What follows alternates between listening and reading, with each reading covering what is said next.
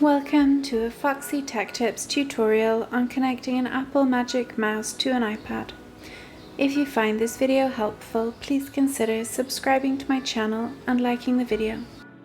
If your mouse is already connected to another device, start by disconnecting it in the Bluetooth settings or turn that device off. When the mouse is on and in pairing mode on your iPad, open the Settings app. In Settings, select Bluetooth. Under Other Devices, your Magic Mouse should appear there. Tap it once it does and then select Pair.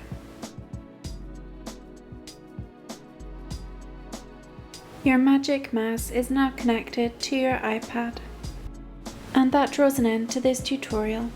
Please like the video if you found it helpful and subscribe to Foxy Tech Tips for more tips and tricks.